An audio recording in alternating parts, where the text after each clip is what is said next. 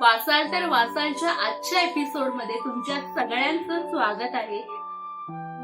आपण आज वाचणार आहोत युगंधर हे पुस्तक. चला मग क्षणाचाही विलंब न करता जाऊयात गोकुळात आणि पाहूयात कृष्णाच्या गोड लीला.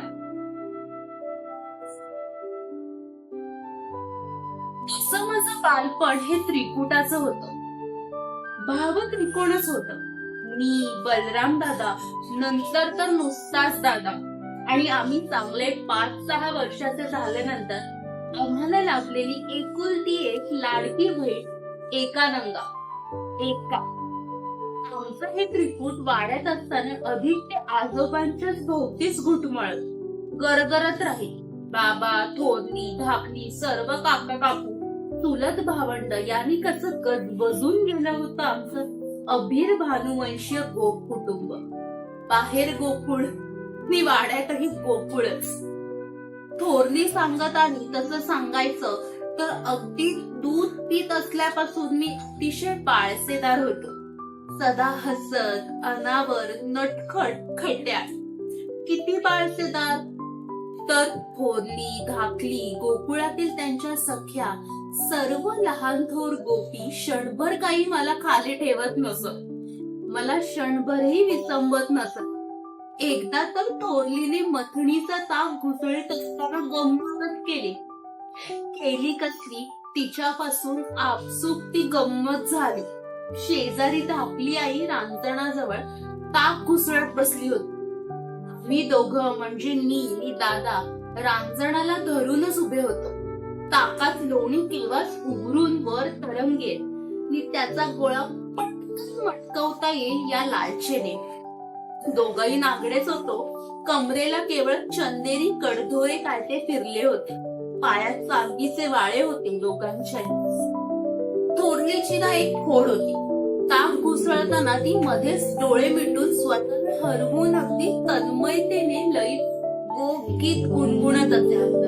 त्या दिवशी मी लोण्याच्या गोळेची वाट बघून अगदी कंटाळलो होतो. रांगत लडखडत चालत तिच्या पाठीमागे जाऊन उभा राहिलो. बऱ्याच वेळाने तिने घुसळणं थांबवलं. रांजणात हात घालून गुणगुणतच लोण्याचा ताक निथळता थपथपता गोळा तिने बाहेर काढला. मला ती आता रांजणामागे बघू लागली. मी दिसलो नाही तशी ती पार गोंधळली, चरकली.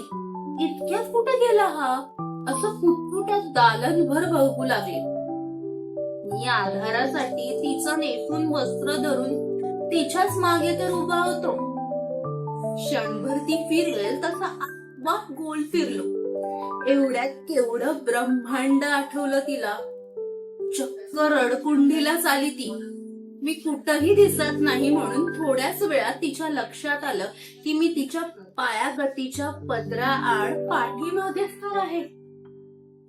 तसे किती सरासर भाव बदलले तिच्या मुखड्यावरचे. मला बघताच लोणी भरल्या हाताने पटकन वर उचलून घेत तिनं अगोदर माझे मटामटा मोठे घेतले. अधिक ते माझ्या गालावरच्या घडीचे. ती घुसमटलो, टाहो फोडून रडलो. माझ्या पसरलेल्या टाळ्यातच असा ताज्या लोण्याचा गोळा भरला तिने. तसा मी मुकाट झालो.